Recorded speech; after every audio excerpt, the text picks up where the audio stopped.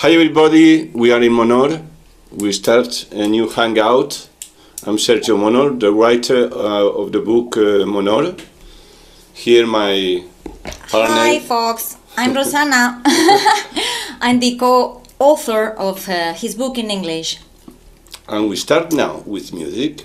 I just wanna know why every time I come around, motherfuckers think it's funny looking at me up and down. I don't really know you, you don't really know the crew. Stop acting like it's funny, not shit you gonna do. Look at you, crew not hard. Motherfuckers don't know that the kid had bars, check ID, flow, police him down. You always acting funny till police come around. You got a new car, but you leasing it now. I got a big dog on a leash, I'm releasing him now. You know police at a pound, I'm a beast in the hound. No crew loud, we ain't keeping it down, but we slowing it down. She got crew love, cause she holding us down, holding us down. Got young ins pouring out, they hosters now. Not shopping and hold us now. What? All ball main, all this designer, Gucci and Prada. Spending a lot on weed and anything I need. I'm trying to smoke but not a fiend. I'm not attracted to the lean, so fuck all that promethazine. Don't make me start another scene. I grab your mother, make it scream and stab your brother, leave the scene, won't even see the car fleeing. Woo!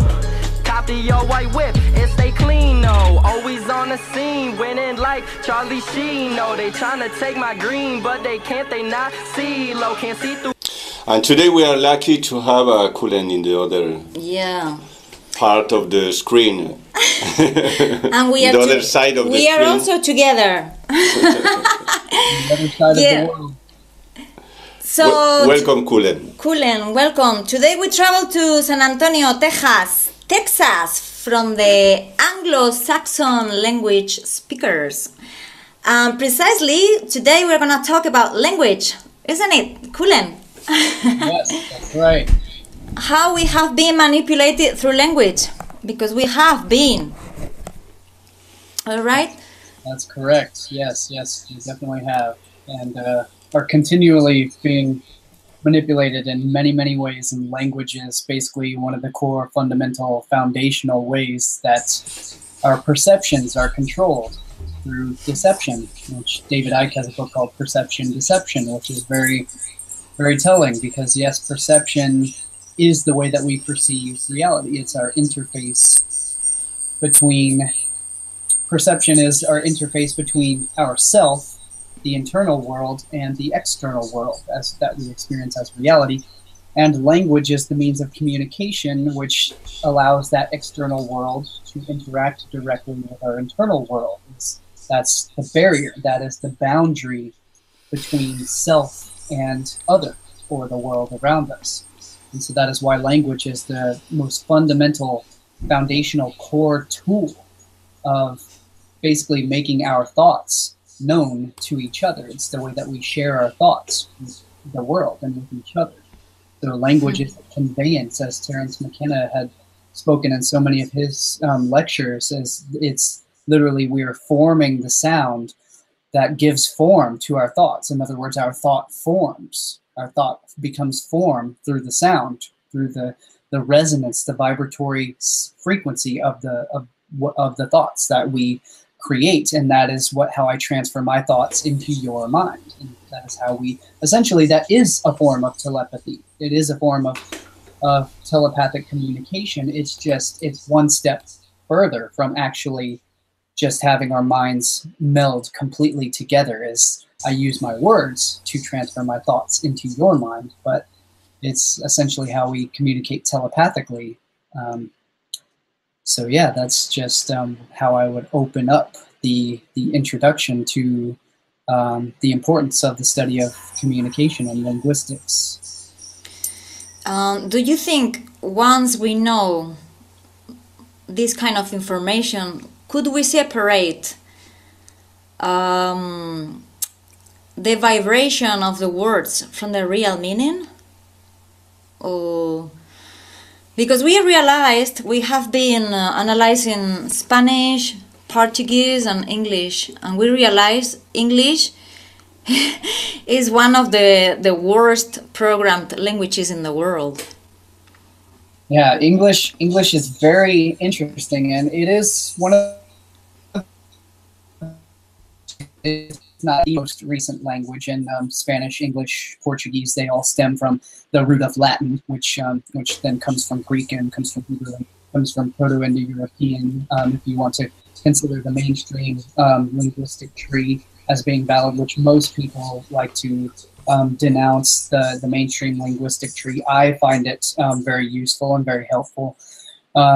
This is another interesting thing when studying the roots and origins of languages. You know, most people want to say that their culture, their civilization is the oldest one, is the one that all the other languages come from. So you got the Irish, the Celts, you know, Irish Celtic language is the oldest. It's the origin of stuff. Then you got the Macedonians and the always claiming that their language is the oldest. The Greeks claiming that their language is the oldest. So I get in these debates all the time online with people, you know, about which culture and civilization is the oldest. Everyone, for some reason, has a lot of pride around which culture is the oldest. For me, I personally could care less which is the oldest, which comes from which. It doesn't matter to me, because they all have the same roots. They all share the same traditions, the same stories, the same mythologies, the same, you know, megalithic architecture. It was a global, ancient, worldwide civilization. So I don't know why I'm getting into that, but it's just where my thought is leading me. A lot of people always find that interesting. I find it interesting too, but I find it more interesting why that would be so important to people. But yes, language is definitely it's one of the ways. It's one of the main key tools of control. And again, it's the main tool for control of the mind, because if you can control, as Philip K. Dick had quoted in some of his novels, is if you can control the meaning of the words, you can control the people who must use the words. And we see this in very relevant and very poignant works, such as George Orwell's 1984, such as also Aldous Huxley's Brave New World. And these were very similar parallel works, and these two authors are also very similarly parallel to each other. And I'm not too well versed on the roots of these different authors, but they both have similar motifs in their works of being the control and the manipulation of language to control the population and to basically maintain the state and the government's control over the people. In 1984, it was called doublespeak, and it was the language used by the government. In other words, the utilization of euphemism to change the meaning of what the term actually is. For example, the United States government uses euphemism. It used to be called propaganda, and propaganda comes from the Latin roots of to propagate, or to basically to throw out, but it originally, I forget the roots off the top of my head, but it originally meant a tool of propaganda. It was originally comes from the meaning of a tool of conveyance by the Vatican, and that's very interesting. Always the Vatican in the middle. Exactly. Yes, because the church was originally the main source of propaganda. Is they would steal people's cultural roots and their cultural history, basically through their stories, their mythologies, their own theologies, their own cultural histories, their own religions, and the Vatican would or religions in general would steal from other cultures and change the meanings of them in order to gain a greater following. To basically to enslave and to conquer new nations and new peoples, and to incorporate those peoples under one rulership, under one government, essentially. Cullen, maybe the Vatican, they know the real meaning of the words, but they teach the another meaning of to the population. Then the population, they know one meaning of this word, and the Vatican, they know the real meaning of the word. But that is very interesting that you are talking to us, that if we know the real meaning of the word, we can manage the population. We can manage the people. That is true. But because look at the word shepherd, el pastor in español. It's clear. Clear as water. Yes. But the thing that I'm talking to the people, at the population, the people, the common people, they don't know the real meaning of the word, and the church, the Vatican, they know. They have hidden the information. They have hidden all the information of the real meaning of the word. Yes, yes. The Vatican has basically the largest library and archive of ancient works and ancient knowledge in the world. Literally ranked in the catacombs under the Vatican, miles and miles of basically untouched archives and untouched texts that very few people are allowed to actually enter those catacombs and to look at some of that knowledge that the Vatican has archived. And the Vatican has stolen all of that knowledge and all those archives from the Library of Alexandria from ancient Egypt, which was the biggest library to ever exist in the history of the world. And the Library of Alexandria was very prolific in their translation of texts from all over the world. It was the cultural hub of trade and commerce of the ancient world.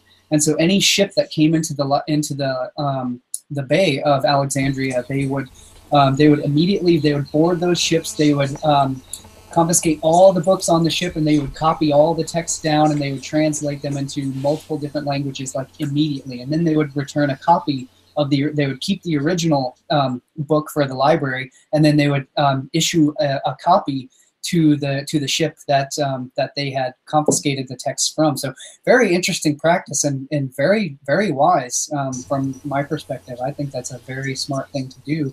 But I'm sure the owners of the original, they're like, hey, I want it, I don't know if they want the original text for themselves, but it's a very interesting practice. But yes, so the original meanings of the words is in the study of the etymology of language. Just the etymology of anything in general. The etymology literally comes from the etymology of etymology, means the etym, meaning the truth sense. So etymology literally means the study of the true sense of a word, or not just words, but anything in general. So it's studying the true meanings of something. And the root etymon of etymology is etym, is currently, and there's various different spellings and transliterations of etym in Hebrew you have emet, which is the same meaning, truth. Etym literally means the truth. It means the true sense, the true foundation from which things spring, which we attribute these things to the archetypes that we know of in nature, which is the plant, which is the tree. Stemming from the seed, the core foundation of all knowledge, and then that seed sprouts and it stems, roots, and branches, and it branches off into history as we know it. So by getting to the most core foundation, that seed from which all things spring forth, in other words, like a wellspring, a spring of knowledge, a fountain that springs forth this water, this fountain of truth, this fountain of life, this elixir of life, that we know of as language, because language is essentially, it is living, it is evolving, it is ever growing and ever changing.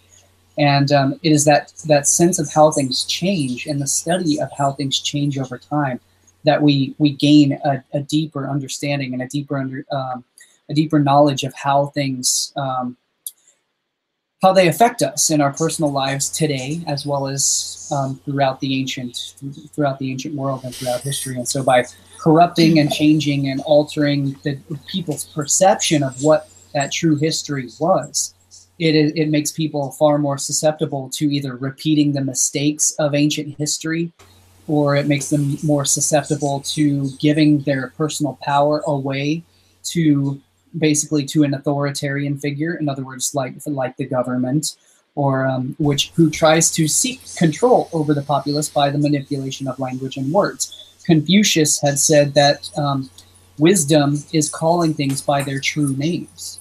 And so, in other words, by calling things by what it actually is. So this is how government uses, essentially, they used to call it propaganda. Now they changed the word propaganda because that sounds too obvious as to what it is. It sounds like control of people's minds. So they changed it to something more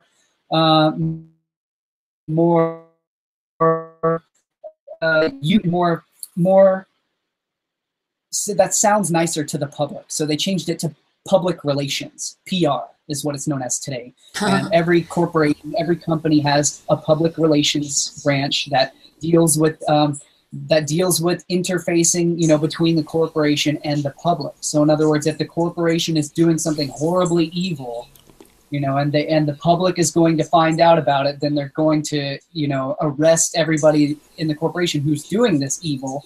So the way they control that is they conduct public relations. So they make things sound a lot better than they actually are. They make it sound a lot nicer than it actually is.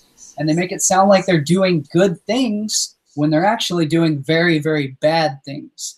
So that's how public relations or propaganda and what things actually are manipulated to sound like something that it's not in any way, shape, or form.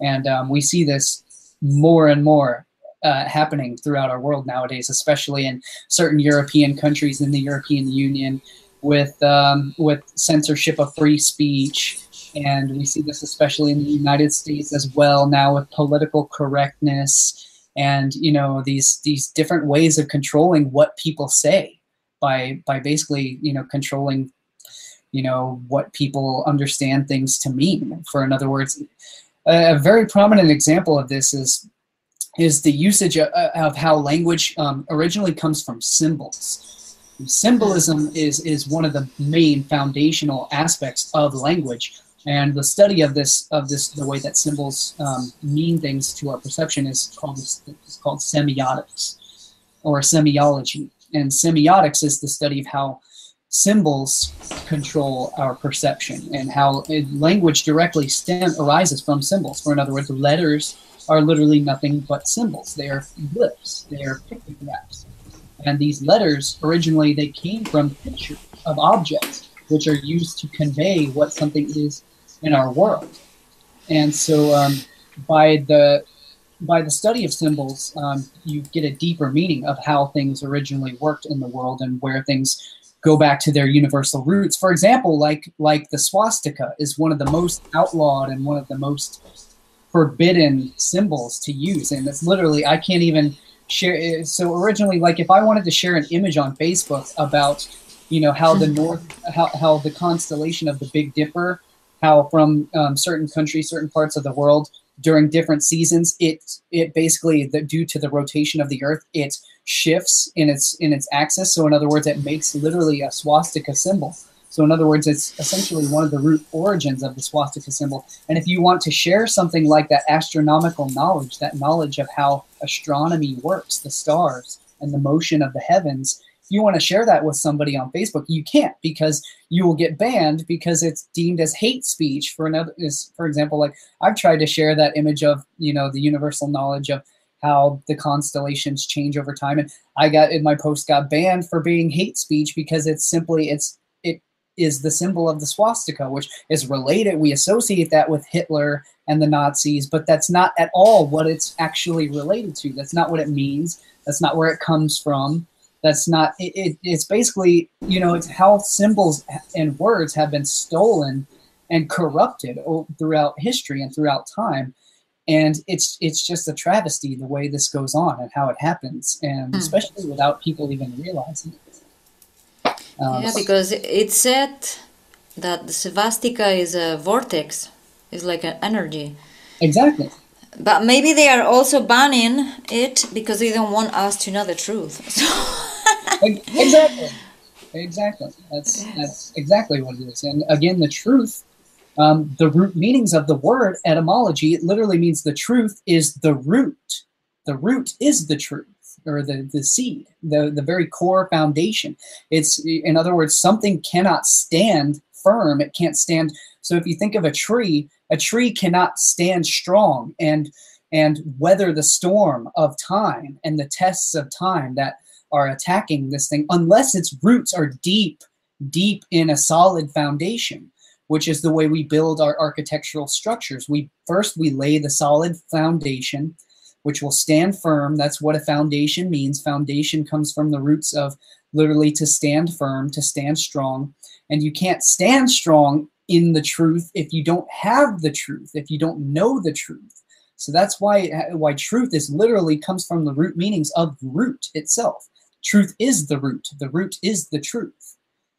And so it's just an interesting way that works.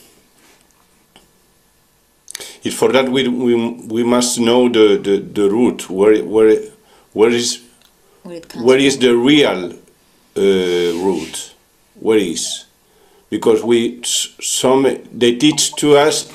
I think in the school they don't teach us the reality, the truth, because they say to us maybe it's the Greek, others say maybe it's in Mesopotamia, maybe it's in Anatolia, maybe it's in Iran we say, Iran, Persia, maybe it's India, but I think they know, but they don't want we know and we understand where is the starting of all this, the root of the language that we are speaking now.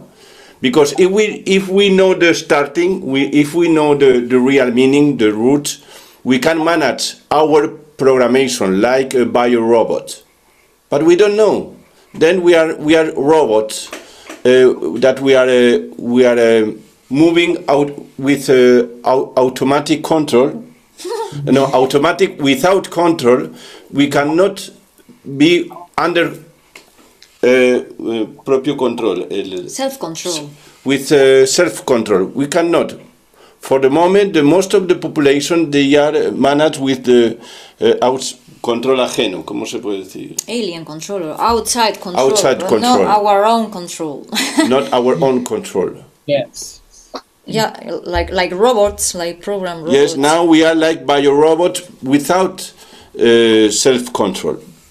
Yes, that's right. And you know, like any type of programming, what you put in or what you code, what you put in is what you get back out. So if you program something with bad code, the result that you're going to get is bad behavior, and that is exactly how certain groups of people, very bad people in the world, that's how they actually influence people in order to get to literally like a virus in a computer system. They put in bad code in order to influence bad behavior in people. And because that benefits them, because that gives them, it elevates them to a higher sense of power than they actually would have, you know, in a healthy world. You know, for example, like say your certain factions of governments and certain factions of secret societies and satanic groups and people who desire control over other people because they're not comfortable in themselves just being, you know, who they are. They don't feel important enough as they are. So they have to elevate themselves by controlling other people and manipulating other people. And we see this in psychosis in forms like narcissism and sociopathy and psychopathy, and people who have this sense of, it's a lack of sense of self, and it's also an over-aggrandizing of their self-importance. So they place themselves as more important than everybody else, and so this is why they would use control to seek power over other people, and that's exactly how, you know, you can use programming.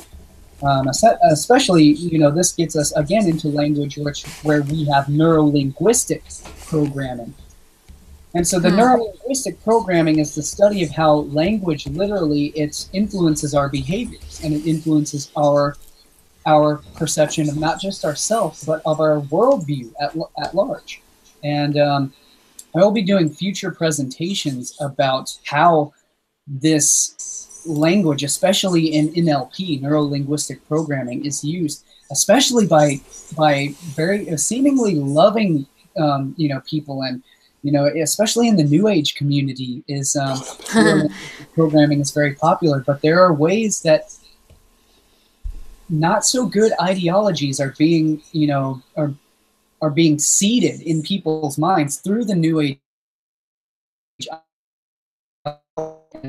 You know, so New Age isn't bad in and of itself. It comes mostly from old, ancient beliefs and ancient mythologies, ancient practices, and ancient cultural norms of the time. But you know, there's many ways that that is fallacious, but I'm going to be doing future presentations that I haven't revealed to anyone yet about the various ways that language is used to control our minds. And especially, we see this in a lot of movies and a lot of ancient stories and a lot of myths. And it's essentially, we can liken it to the story of the Garden of Eden, where the serpent, basically, he whispers into Eve's ear, and we associate the serpent to being deceptive or to being evil, when you know, it could be the exact opposite. It could be, you know, he was wise. So the serpent is an ancient symbol of wisdom, because in ancient language and ancient linguistic roots, the serpent is associated with sharpness of vision. And this comes from the ancient Greek language and Hebrew as well, of kolkio, which literally means sharpness of vision in the Strong's Hebrew lexicon. And so it was seen that the serpent has a vision, an ability to perceive beyond what the typical human perception can see. And this attributes scientifically, as the serpent can literally, they have a heat sensing vision, so they can see in the infrared spectrum, so they can see beyond what human perception can see. They can see heat, like many animals can. Many animals can sense outside of our electromagnetic spectrum of ultraviolet and infrared. They can see heat, they can see ultraviolet rays and all of that.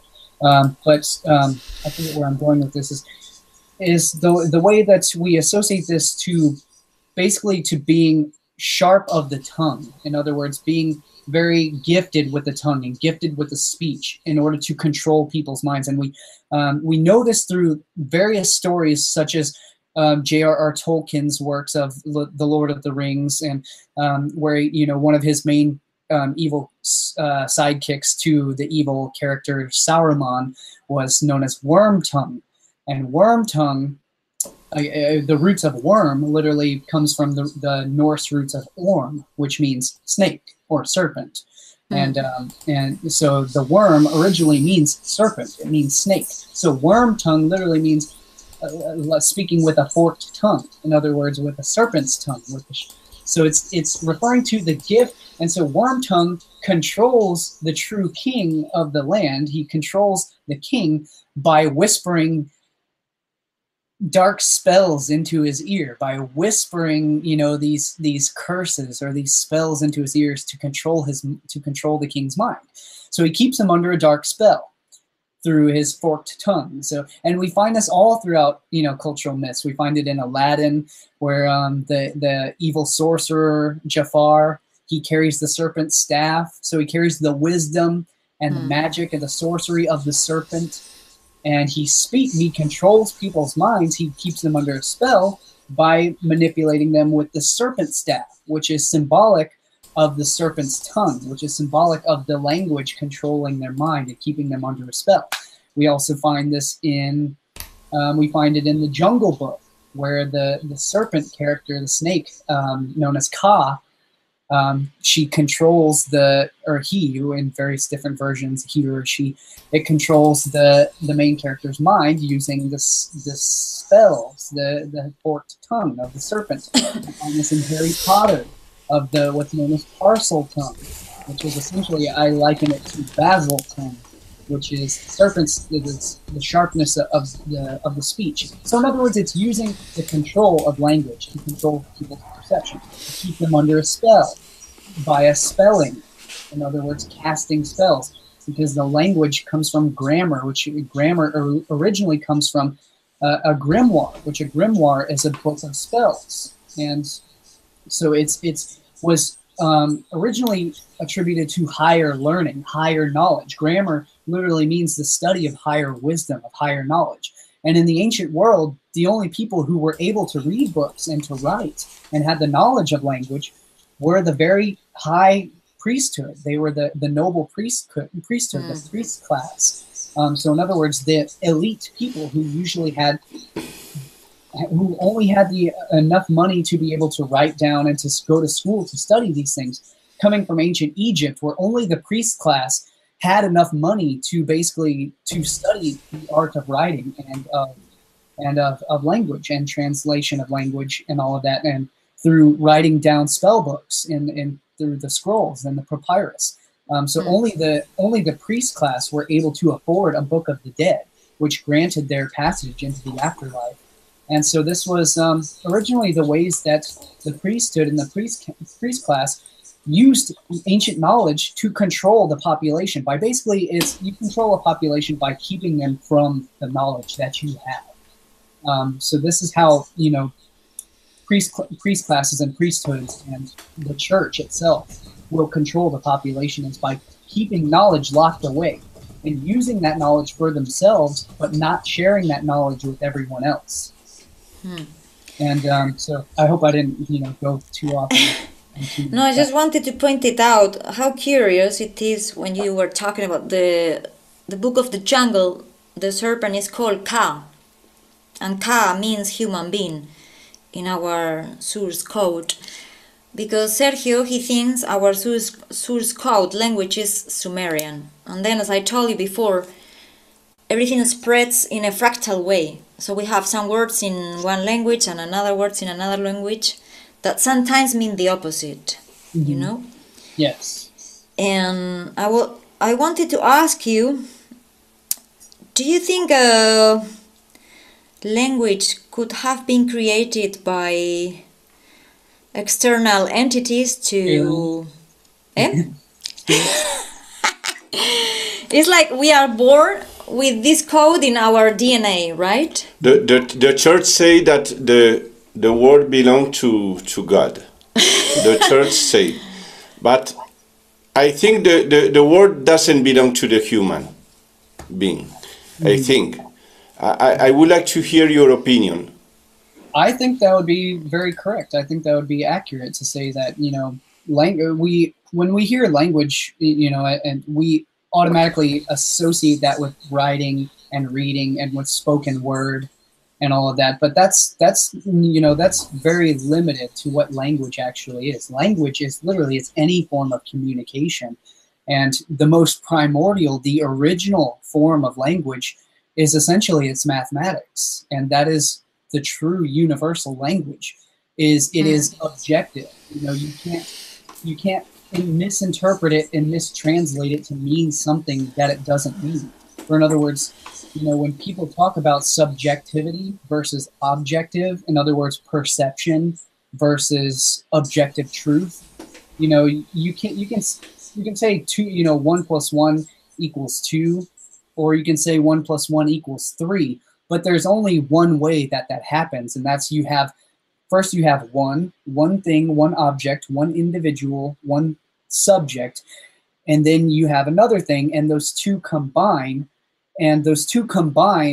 to make two, but it also combines to produce a third object. You have two adults that come together, they mate, they merge, and they produce a third, which is the child. So you have two parents, they produce the third of the child. So that is how 1 + 1 = 3. But if you want to extend that to 2 + 2 = 4, you know, that is the essential, you know, that's the core foundational language of the universal truth that we know and that we can understand is mathematics. And all things stem from number. And this gets us into the study of the quadrivium and the trivium method, which quadrivium is the 4 sciences of math, music, geometry, and astronomy, or in other words, cosmology. So these are all the different measures and study of number. These are all the different forms of studying how number creates our reality, creates our experience. And it's so math is number itself. Geometry is number in space. Music is number in the measure of number in time. So you're measuring, you know, beats per second. You're measuring cycles per second. You're measuring frequency rates, and you're measuring vibrations through the study of music, the study of cymatics.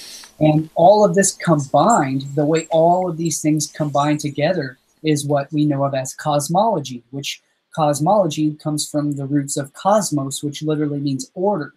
And so it originally meant order of the world, or in other words, order of the universe. So it's talking about cymatics. It's talking about how things come into form, how things come into being, how things arise out of chaos. In other words, how structure is created, how pattern is created. And pattern comes from pater, the root of the father. The pattern is what is that masculine aspect of reality, whereas the feminine, chaos, and we covered this in my Symbols of Power Part 3 film as well. We covered how all this symbolism and all this language comes together. But so you have your roots of duality within the very origins of language itself. You have masculine and feminine. You have polarity, one of the main principles of the 7 Hermetic principles of creation. So you have the principle of polarity or duality, how you have masculine and feminine, which come together to produce a third, a trinity, which is what creates new experience, creates new life. And so in other words, language is not just, something that humans possess. It's something that all of nature expresses. All of nature itself arises from language, and reality itself is language. Yeah, but why there is so much confusion and misunderstanding with language? Whereas with the music and mathematics, we can understand perfectly each other. Because with music, you can travel around the world. You don't need a language. Exactly. But at what time of our human history, language was introduced in our DNA as a way of confusion? Like they say that the Tower of Babel, but it's much, much, much earlier. Mm-hmm. Yes, that's another thing. We could pull up. Let me do screen share real quick. We can pull up this part of my presentation. Desktop share. Where's this one here? Yeah, let's do screen share, and we can switch over here to my presentation.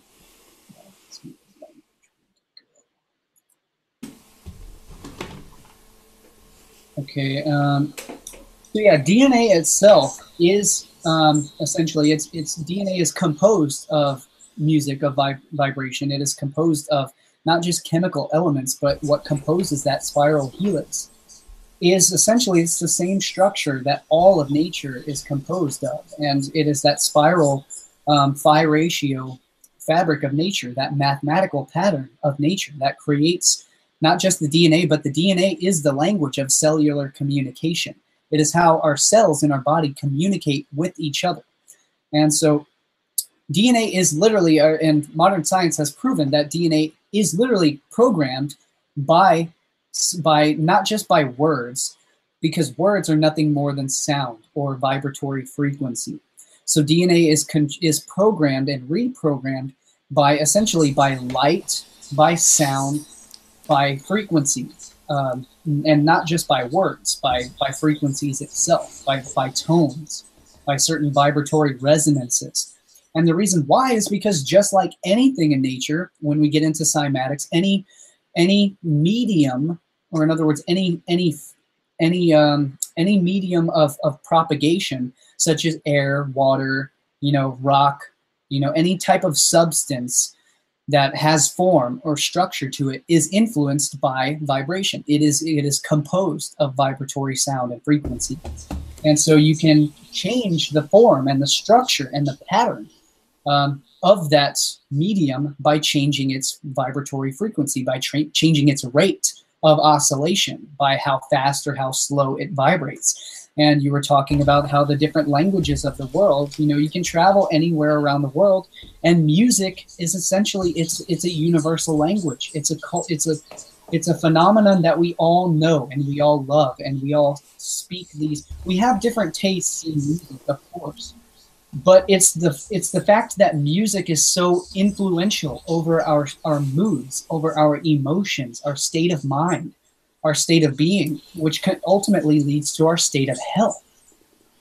So it's how music itself is literally so intrinsic to what we experience in nature itself. And so back to our DNA, how the language of cellular communication is by the genetic expression. So our genes communicate to our cells how to program. It's the programming that tells our cells how to operate. It tells proteins what to produce and what to make. So it tells proteins what to do, what tasks to perform. You know, genes will upregulate and downregulate depending on epigenetic factors. In other words, our lifestyle behaviors, what we think, the thoughts that we think, the words that we speak, and the music that we listen to. Basically, everything that we experience in life is influential in controlling our genetic expression. And this is one of the main modern revolutions of science, is the study of epigenetics, and how sound and words and vibratory patterns and frequency literally it's not just what controls our DNA, but it is literally what our DNA is made of. Our DNA is a mathematical phi ratio pattern that is originally the true language of communication. And we know this because I'm going to be showing this in many of my future films and presentations as well. I'm writing this for part of the main factor of the new release of one of my books that I'm trying to compile and trying to write, is how the language of mathematics, a form of frequency, of DNA, of phi ratio patterns, is essentially, it's one of the most intrinsic forms of communication by body language. In other words, by what gives us our shape, what gives us, in other words, the ancients considered beauty, they considered the phi ratio to be the foundational pattern of beauty. And they considered it to be the good and the beautiful. So they considered what was beautiful to also be equated to being good. And what was beautiful was considered to be healthy, because to be healthy means to be whole. And to be whole means you're not fragmented into many different pieces. You are one unified holistic structure, one unified holistic form. And through the phi ratio, this is what we consider to be beautiful, is the ratio of harmony in nature, such as the flower of life in sacred geometry, the structural pattern of a sunflower, or of many different plants in nature. They grow in this phi ratio pattern, this phi ratio structure. And so does the human body. So the human body is literally composed of this language of nature. And so that is ultimately, you know, one of the most core foundational structures of, again, of language. And I forget where I was going with this, and I forget it. I don't want to be veering too far off track from what your original question was, but I hope that provides, you know, a lot of clarity and a lot of, you know, things to think about. And we could go, you know, a lot deeper into that. That would be a very big subject, and it is a big subject, and we could go on for a very long time about those things, but especially that in and of itself right there. Do you think that maybe the humanity are under hypnosis by the serpent with the frequencies of the world, like this image? Because this maybe there we have the truth. In this image, they say, we think that it's fairy tale, but it's not fairy tale. Maybe it's the truth. The humanity are under hypnosis by the serpent. Then the serpent are not so friendly, I think so. Yes, well, you know, like all things, there is a duality, there is a polarity to that. And so, you know, we could get into my full presentation here, but it's one of my new ones, and I haven't released this anywhere else, so I don't really want to give it away in just the talk. I want to save it to, I'm going to do a full video or a full film about it, and it's also going into many of my future presentations, and it's a main part of my book. But it's essentially what I was talking about earlier with parcel tongue, and I associate this to comforting lies, which we associate to sweetness or honey, or in other words, soft-spoken, you know, sweet-sounding lies that are basically they're convenient, not truths. They're the opposite of the truth. They're convenient deceptions that sound good to the. It's basically, I mean, they sound good, but it's just a facade. It's just a false. It's a shell. It's a mask. It's a deception. It's a illusion. Whereas the inconvenient truth is that harsh reality that we don't want to hear. We don't want to listen to it because it destroys that beautiful illusion that we hold.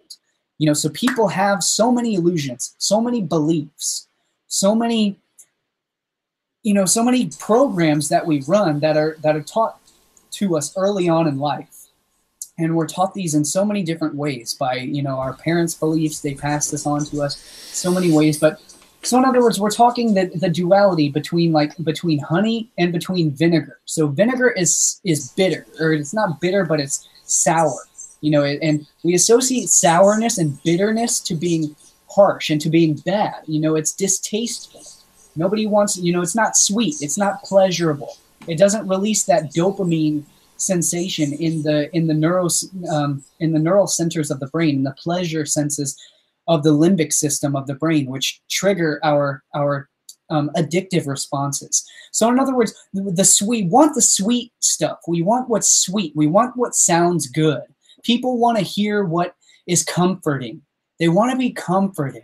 They want things to be soft and fuzzy and fluffy and warm. They don't want things to be harsh and sharp and piercing and penetrating, which is what the truth is. The truth, you know, the truth is all of these things. You know, the truth is a full spectrum. It is all of these things. But, you know, we have this duality of, you know, so this whole part of the presentation that I want to bring to people's attention is through the study of allegory, through what J.R. Tolkien wrote so poignantly, through his archetypal characters of Wormtongue and Saruman. Saruman is the sorcerer, and his little decrepit,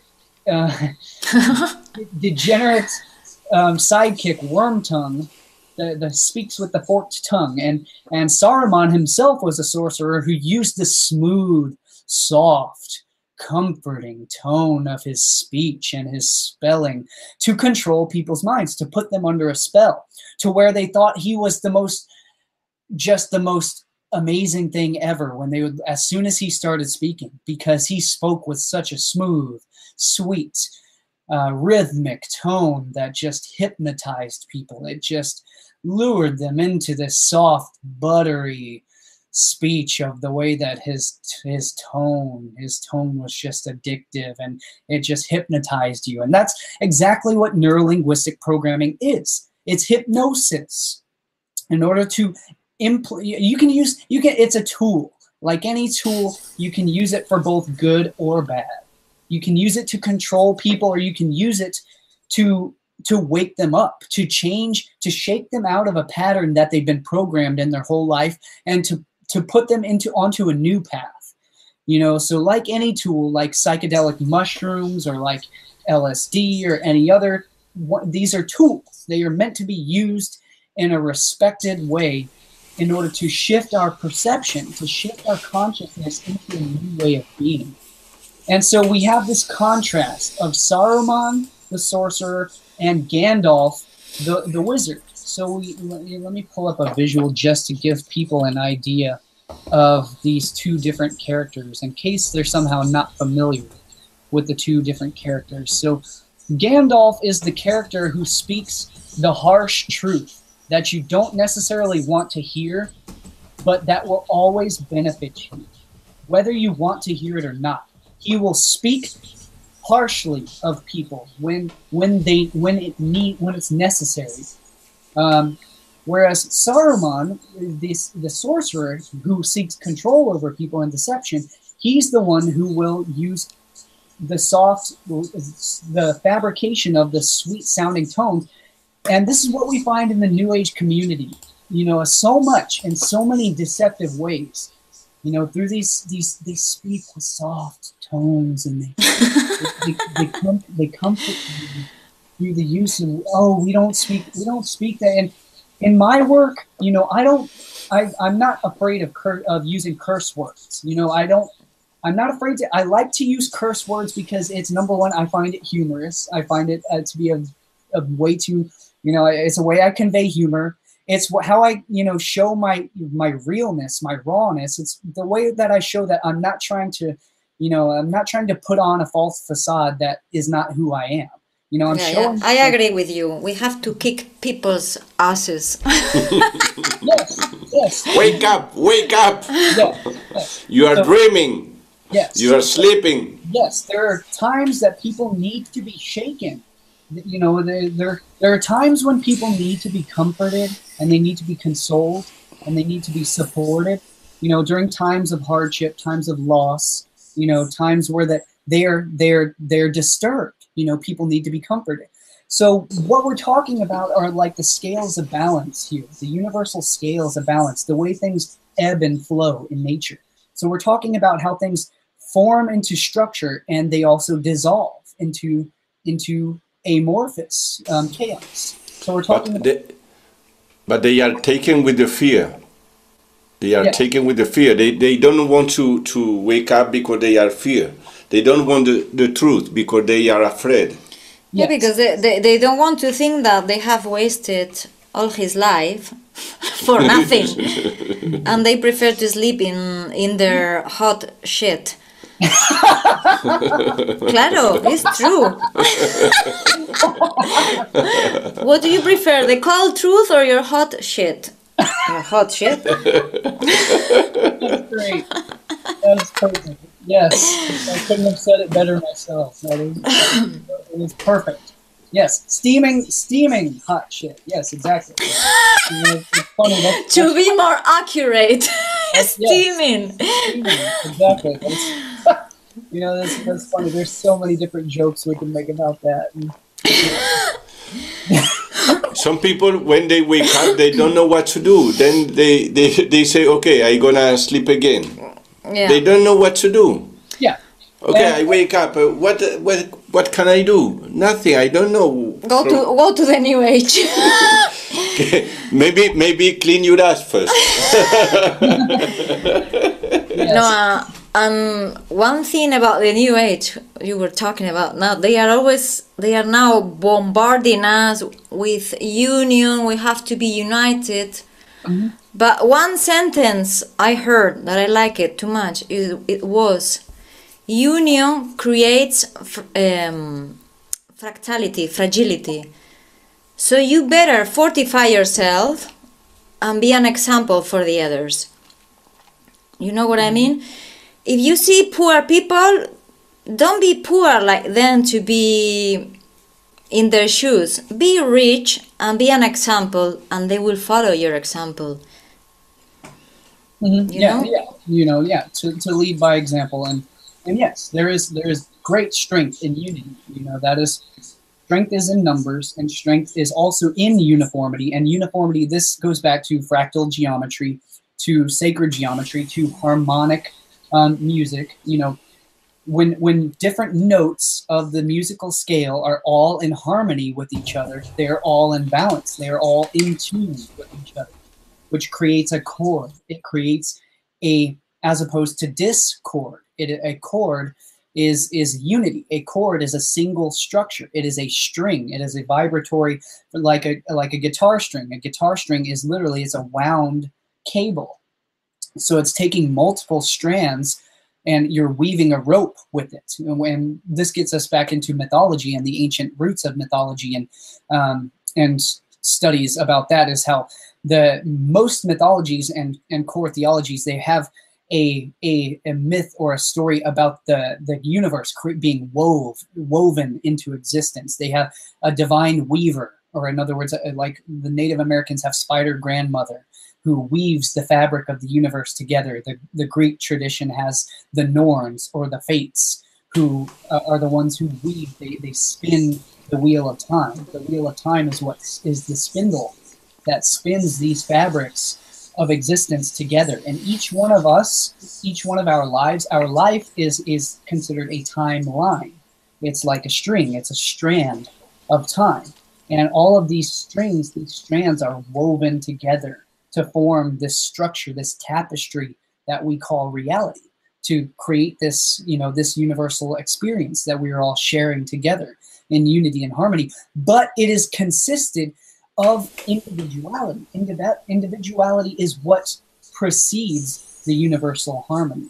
So it gets back into this universal dance of all things coming from a united source, a form of oneness and a form of unity, which essentially was attributed to chaos. I mean, because what else are you going to consider it? You're going to consider it's just something, possibility. It contains everything within it, all possible outcomes. It contains all probability. You know, so what else could it be other than just, you know, pure chaos? But we associate chaos to being a bad thing. But, you know, chaos is not just a bad thing. I mean, you know, especially when we consider society and versus order. And this is what, you know, the Freemasonries and secret societies and ancient mythologies, you know, this contemplation of order versus chaos, or structure, form versus amorpho, the opposite of, what's the opposite of form? Just, you know, fluidity. So I forget where I'm going with this, but yeah, I mean, that's the thing about it is, you know, we go off into tangents, and it just, you know, it can take us anywhere. So it's amazing. It's what I love talking about. It's what's fun to talk about. But I don't know if I was going anywhere specific with that. I just get lost. No, we were just talking about unity on the new age conception of we should be all united and yeah. I don't necessarily consider that to be a harmful thing in and of itself. That's not what I consider to be like a dangerous tenet or philosophy of the New Age things that they propagate. What I consider to be more harmful would be to be the main point of that presentation that I'm going to be talking about, is the difference between comforting lies versus harsh truths.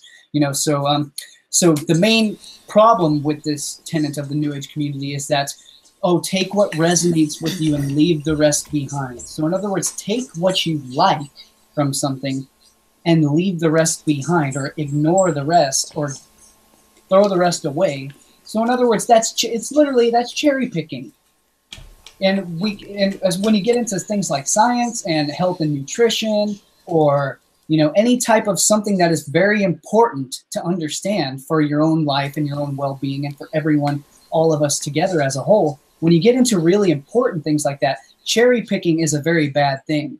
And you can't properly make really healthy and really good life decisions if you're cherry picking what you want reality to be. If you're trying to make reality what you want it to be. So in other words, you know, and also in the New Age community, we hear all these phrases like, you create your reality. You know, you create reality is what you make it. You know, the world is what you make of it. You know, even Terence McKenna propagated a lot of this BS in his lectures about, you know, the world is what you, quote unquote, you know, in his lectures, the world is what you want it to be. And the world is what we make of it with our speech. And, you know, that's relativism. And later on, towards the end of his life, just before he died, I think he started to realize just how dangerous this ideology that he had been propagating his whole career had become.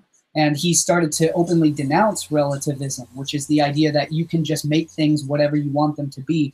And there is some, you know, there's this perspective to that where it is true in certain contexts, but in the larger, you know, objective context, it's not true. Like, you can't just make something what you want it to be. You know, reality is what it is, and you have to accept that for what it is.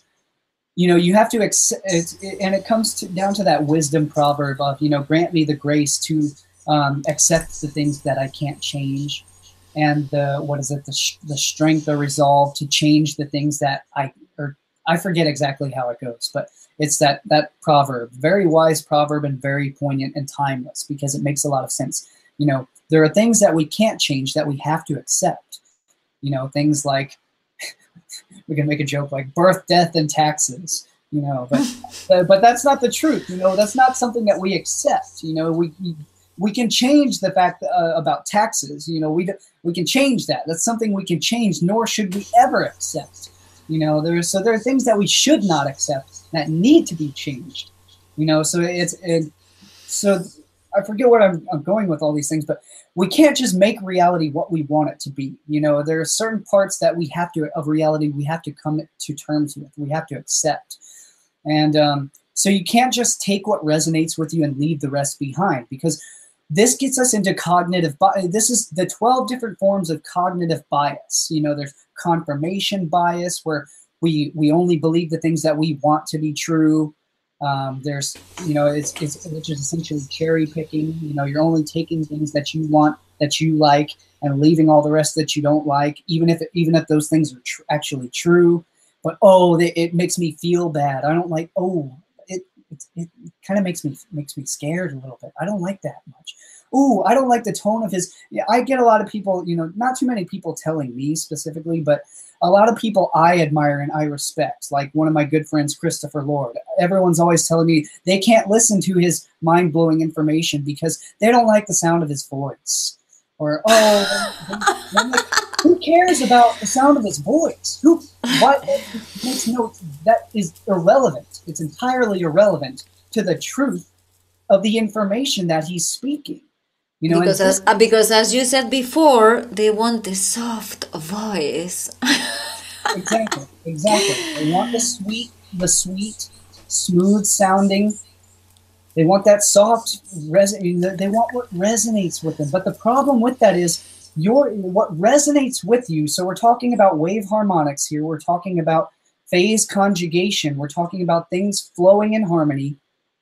So this is your frequency, for an example. This is my frequency, for an example. So they're vibrating at different frequencies, and they interact to create a third, what's called a wave interference pattern in physics or in science. So all things are vibratory patterns. All things vibrate. All things are sound. All things resonate. Well, resonation actually means when things come into harmony. They come into to resonance. They come into phase conjugation. But the opposite of phase conjugation is incoherence, or in other words, it's destructive interference. So you have coherence and you have interference patterns. And so if it was everyone is vibrating at a different frequency, everyone is resonating at a different frequency based on all the different thoughts, the beliefs that they hold, the programs and the patterns that they are running, literally the patterns, the pater, the cymatic frequency that they are operating at. And so what resonates with you does not necessarily resonate with me, but that does not mean that what you're saying isn't true just because it doesn't resonate with me. You know, you can be saying the truth and you can be presenting the actual facts. And if I don't like the way the facts, you know, make me feel, you know, that's irrelevant to determining what the truth is and what it, you know, how we should live our lives in accordance to that truth. We should always seek to live our lives in accordance with truth. And, you know, that's how language and sound and, you know, vibration and etymology and cymatics applies directly to all of this thing. It is literally the foundational, the core structure that creates all of these things. And so, you know, again, we're talking about how, you know, again, Gandalf is the wise wizard, the wise one, the wiser. Wizard literally comes from the wiser, the old wise one, the one who carries the wisdom. He's the old one, and we associate age with wisdom because you gain wisdom and knowledge as you progress, as you get older. You gain knowledge through experience. The Gandalf, the guy with the gun.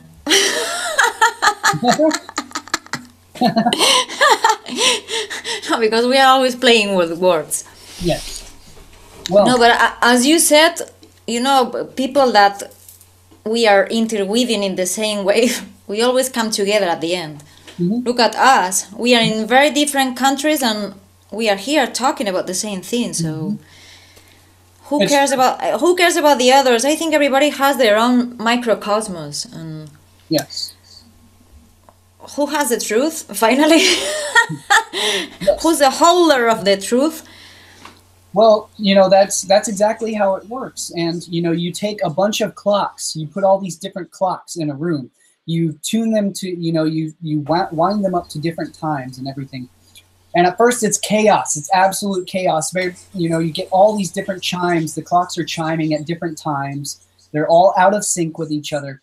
But eventually, over time, all those clocks will start to synchronize in perfect harmony with each other. And, you know, this is just a fact of science. It's a fact of physics. And, you know, for people who don't like facts, you know, I'm in a huge battle on all my pages with everybody hates facts. Everybody They denounce facts. There's no such thing as facts. There's no such thing as truth. You know, truth is what you want it to be. Truth is what you make it. Everyone's got their own truth. Her truth. They've all got their truth. Everyone's got an opinion. Everyone's got a belief, and that's all there is. There's nothing more than beliefs. There is no facts are nothing more than just collective beliefs, and you know that's all garbage.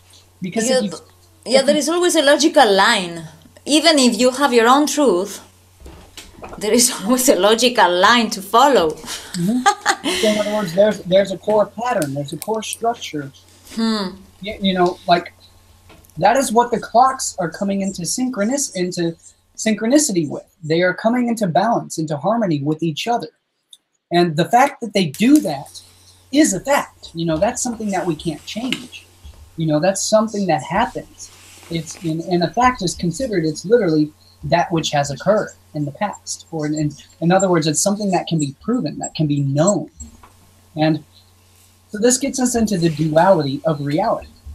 You know, esoteric and exoteric, inner world and outer world, you know, microcosmos, macrocosmos, you know, as above, so below. So this is the duality of reality. That is how it is. You know, we can't change that.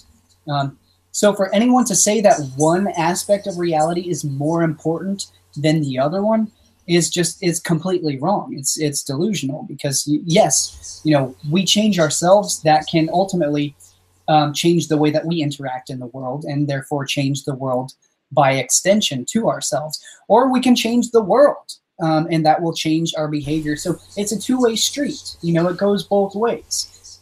You know, change, it happens. It's an interface, and both are very much important. Both are very much important. And so, you know, people will say that, you know, so this is also what we know of as gnosis and science.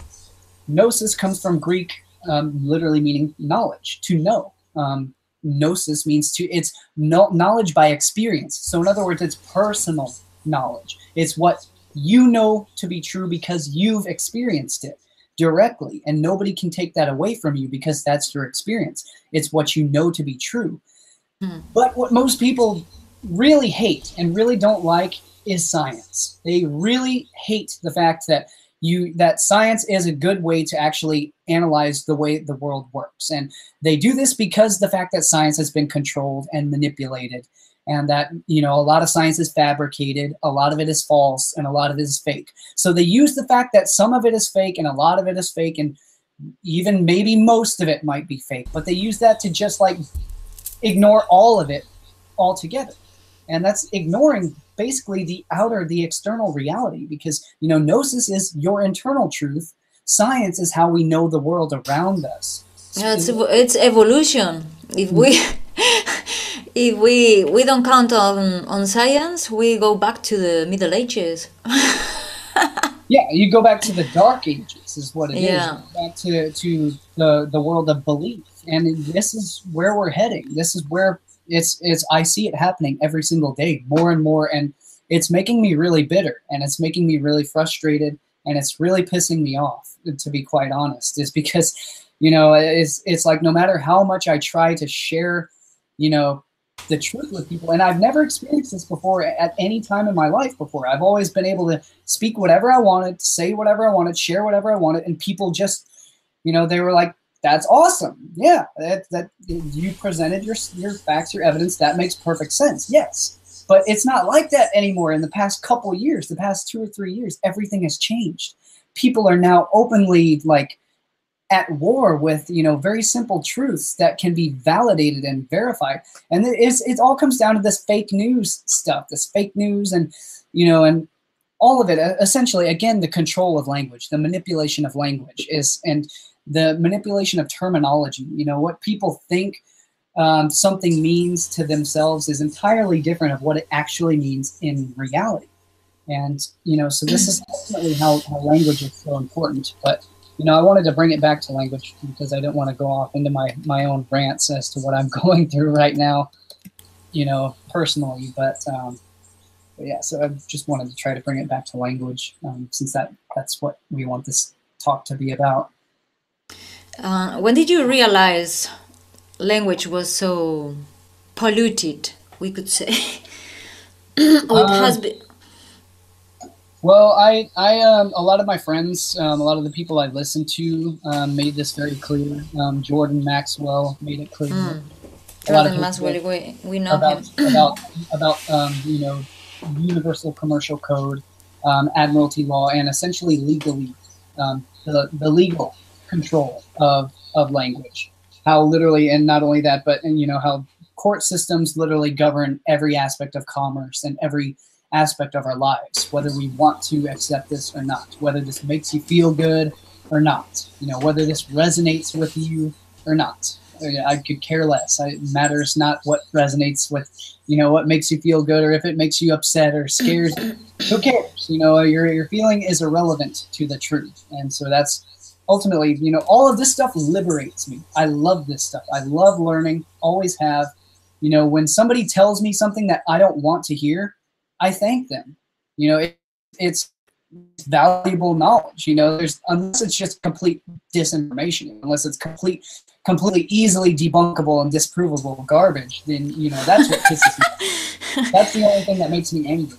You know, nothing else like affects my emotional state other than people, you know, blatantly lying about stuff that can be easily disproven. And not only that, but they won't want to engage in factual discourse. They won't provide any evidence for their claims. They just say, oh, it's true because I said it is. Oh, because it's my personal experience. I'm like, I don't care what your experience is. You have to validate your experience for other people to be able to relate to your experience. You know, and again, this gets into inner world, outer world. It's like your experience is irrelevant to other people, you know, unless they can actually relate to it. The way to relate to that is you got to present your case. You got to make, you know, present your evidence. You got to make it believable to other people by showing them why it's true, how it's true. You know, this is when, where, what, why, how. You know, essentially the scientific method, the process by which we come to know things.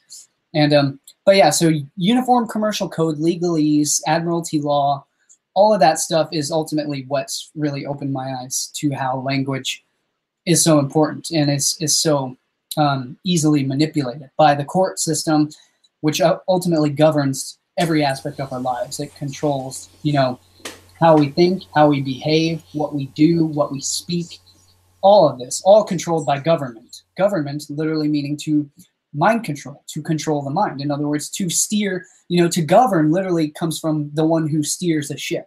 You are the governor of the ship. You're the one at the wheel. You're at the helm. You're in the captain's seat. You are the controller. You are the captain steering your ship. And, you know, ship, ultimately, you know, a lot of these people talking about word spells and stuff, they'll be like, oh, ship is in all these different words, citizenship, you know, relationship. Yeah, it's true. We're all on the ship, and, you know, you can take that literally, but it actually means the ship is an act of. It's a state of being. You know, you are in a relationship. You are in the state of relating to each other. It's a state relationship. Chip is oveja. It's sheep. Sheep. Relationship. Relationship. That's great. Yeah. Take note. Wow. Yeah, I never thought of that. This is why, relationship. You know, multiple times. This is why people from different cultures and speak different languages and different dialects. This is why it's so important to understand, to gain new perspectives about what what languages and what words mean. Because ultimately the study of etymology is all about how sounds change over time. And, you know, that's what changes the words over time is how the sound changes over time. And, you know, we know this because different cultures pronounce different words differently. And that's what makes the spelling so important and so amazing to study. And because when you understand how the different sounds are created, you understand how the word changes over time. You understand that, and I don't know too many of the technical aspects of, and this is one of the most important things that I really want, you know, some actual professional linguists, you know, some real historical linguists to teach me more about. And I've been looking all over the place for real high quality linguists to teach me more of this stuff about things like declension, which is how vowels will shift over time. You know, how vowels can change. Because a lot of the original root languages, like Hebrew, they didn't have written vowels. They only had the spoken vowels, the vowels to L, the vowels. And I've associated in my work, I've come to sort of, maybe I'm completely wrong on this, but from sort of just the resonance that I pick up through all the study and all the writing that I've done, is that the vowels are literally there. That a, e, a, e, a, o, u. Yeah, that's like in Spanish. We only have 5 vowels, but you have so many. And look, Arabic, I think they have, I don't know, so many. And Thai, they have 14. Wow. But that's why when we study English, we can see things that maybe it doesn't sound the same for us. Because for us, sheep and sheep is the same. Sheep. That's why you will never realize it could be the same, because for you is sheep and sheep. You really notice the change. But for a Spanish person, sheep is sheep, you know, like shit is shit, sheet of paper. That's great. Yeah, and we have short videos analyzing words like heart. How can you say heart the same as heart? It's unbelievable. English language is unbelievable. Wait, which 2 words are you comparing there? All I hear is like heart. Like, I don't remember. We have so many. We made some videos. We will make more in the future. You mean like hearth and heart, or like heart, pa pa pa pa, and hurt. You mean like hurting somebody with a knife or with a weapon, or hurting your feelings. But for us, hurt and heart. Or heart with fart. Like infarctus, eh? If you have an infarctus, it's because you are full of fart. Yeah, as you can imagine, our book is very, very funny. Open your ass for us, no?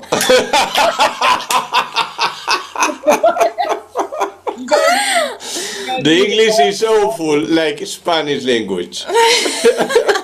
But it's very, very, ¿cómo se dice? Divertido. Funny. Funny. It's very funny. Yeah, we laugh so much. We laugh so much. We work very hard. We play with the words. We worked for a year, sometimes until 4 in the morning, but we were laughing so much. I know how that works. Yes, that's exactly how I work too. Yeah, it's very hard, but it's very rewarding. Yeah, very rewarding at the end. It is. You the sense of humor that you can gain is absolutely amazing. Yeah, you guys, y'all are just as wild as I am. Yeah, for sure. I have a ridiculous sense of humor. A lot of people don't understand it. Because we don't care about other people's opinions. As far as you feel free, I care a damn. So because nobody's coming to pay my bills, so why should I feel affected by other people's opinions? You know? Well, unless it's aligned with the facts. You know, that's the only time you should care about their opinions. Yeah. If it's actually true. You know, but that's the thing is, are their opinions nothing more than opinions, or is it a fact? This is what these people are just, they can't accept this. I don't understand what is going on with the world today. Relativism is absolutely, it's getting out of control. And yeah, I can't believe what's happening with people's minds these days. It's, you know, and it wasn't like that just a few years ago. You know, everybody, like, I could see, it was literally like everyone was on the same page, essentially. It was like, okay, we're understanding that government has very bad agendas afoot. You know, they're not doing good things, you know, and then Donald Trump came along, and then all of a sudden, like, everybody just goes their all these separate ways, and everybody starts fighting with each other about just all these different, you know, everything, race, religion, you know, all of those things were already, you know, divisions in and of themselves, but it was like things were starting to gaining good momentum. Like people were actually starting to wake up, like really waking up. Like I was having a lot of success with all my videos. You know, people were really, people were understanding it. You know, we were all on the same page. Things were going all in the right direction, in a good direction. People were waking up. You know, the world was waking up, and now they're not. Now all I see is everyone's going vastly, you know, more rapidly asleep. Like people are just going right back to sleep, and they think they're waking up, but they're waking up into a delusion. Like they're waking up into a fantasy realm, and they think they're waking up, and it's not happening. People are going fast asleep very quickly, as far as I can see. And wasn't like that up until a couple of years ago. Something happened. Disinformation started kicking in. People really, I don't know. Maybe I just wasn't too aware of all of the stuff that you know was going on. But now it's getting really bad. Like people can't. They have no bearing on reality whatsoever. They don't know how to discern truth or reality. It was your fault. You opened the bottle of.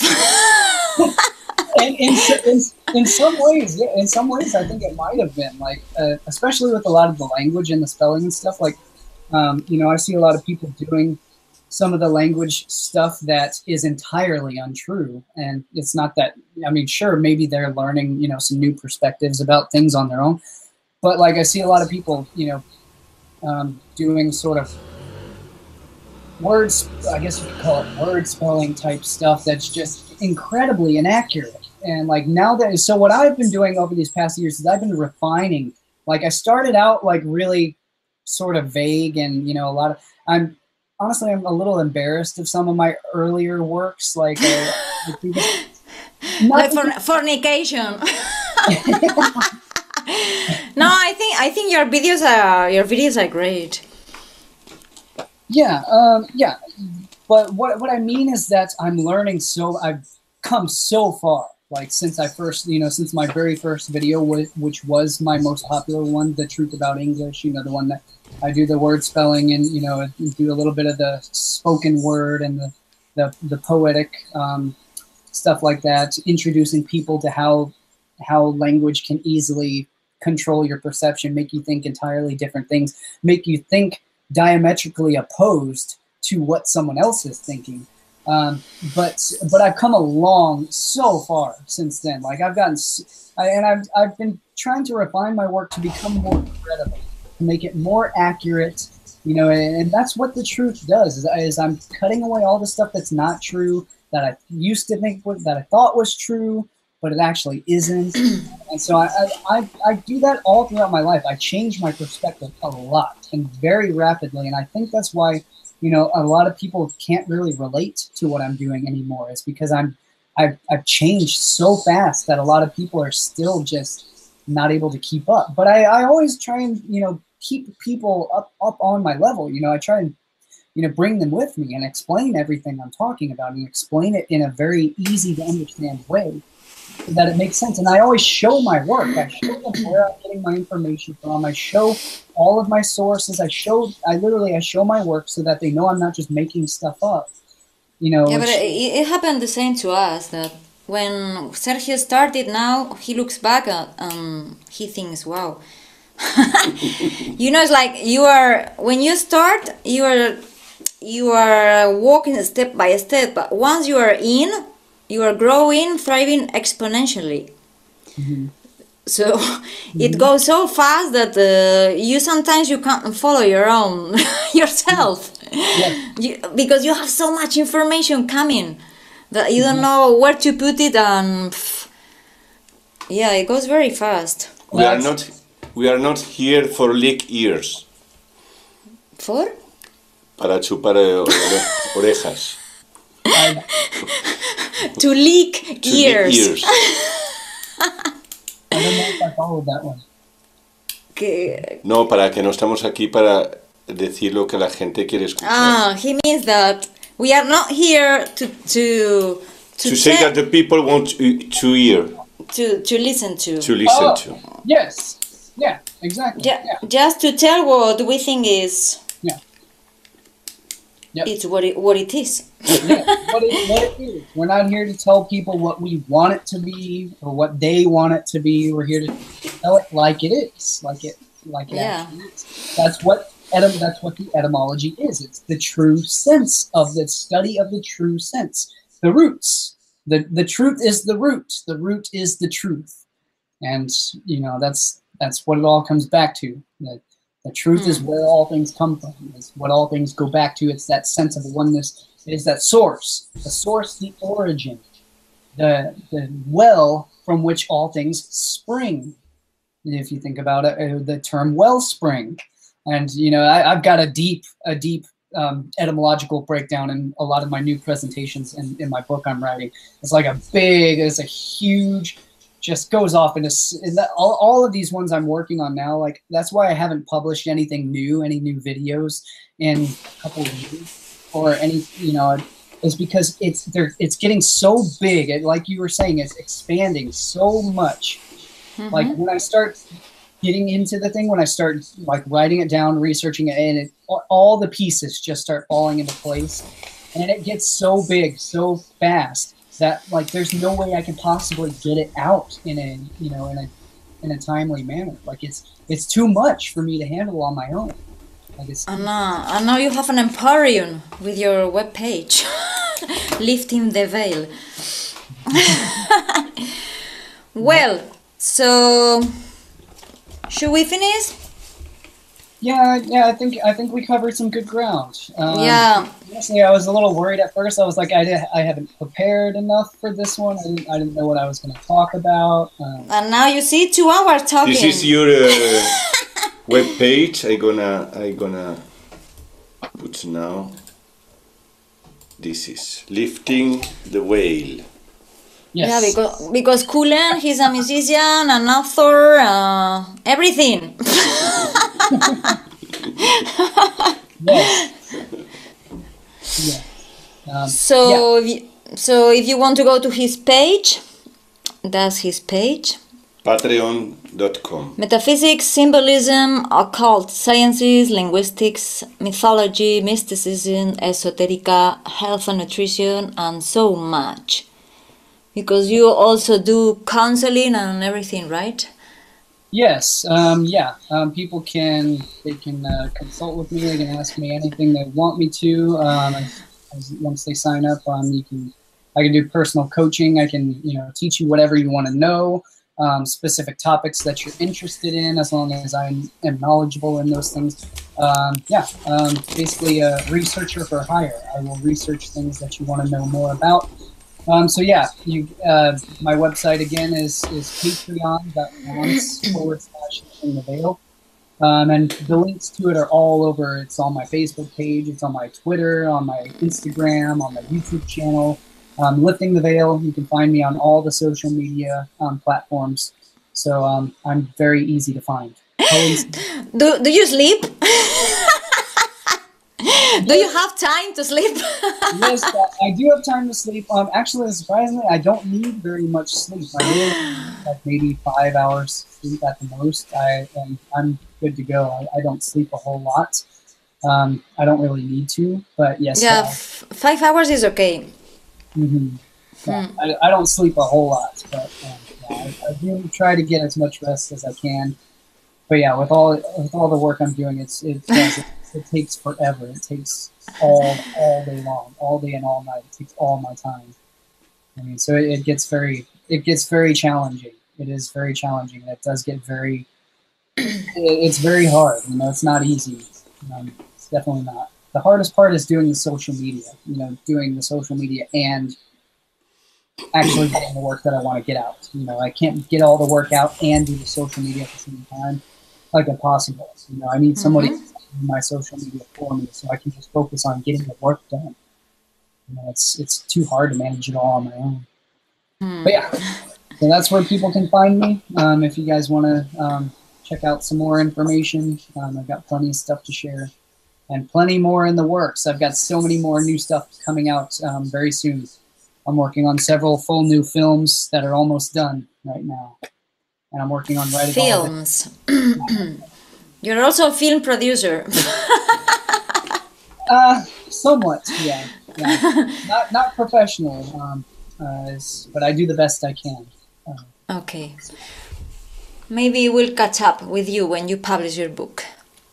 Yeah, that'd be great. Yeah, I've got so much more. Literally, the stuff that I'm keeping under wraps right now is absolutely astonishing. Like not just the language, but the symbolism. I mean, so much. Like the stuff that I've done in my videos is only just barely scratching the surface of what I'm really producing right now. The hard part is actually getting it finished. And actually there's never an end. Yeah. Well, we want to thank you for this nice conversation. Thank you so much, CULLEN. For your time. Yes. Thank you, MONOR. Thank you, both of you. And we also want to remind our viewers where our web page is, and you can get the book in Spanish, English, and Portuguese. And if you have a doubt or you want to write to us, you can write to my email, rosanna@monor.org. And that's all. Tomorrow we have another show. Another show. Maybe. About giants. Human history. Interesting. Yeah. So... All right. I wish you the best, CULLEN. I hope you can continue all your work and you have a lot of success. And maybe see you in another hangout. Yeah, maybe next year. Next year. When you'll have your own channel and on TV. Yeah, that would be interesting. Here you have your window for you. You have the window for you. We have we call our space your window, and we call our space we all have something to say. So whenever you want to say curse words, we are here. This window, this window is open for you. Yeah. All right. Thank you. Well, good luck. Music. Good luck. Music. See you another time. Music? No. No, no music. ¿Cómo que no music? Of course, yes. Rap music. Right now. Through me, but I see through them. It's so dark, can't peek through the bands. We'll leap through your fence, and I'm rolling with a motherfucking click that's tighter than Anderson's friends. And it depends how I'm feeling today. I'll pick up a bar, then I'm slamming away. Can we debate that I may be the best? I'm a hushing haters up like putting babies to rest. I hustle around these face so they baby stress. My weed so strong that I maybe just flex. Lately I got my haters depressed, and I leave them impressed, but they loving it though. Only thing I don't do is show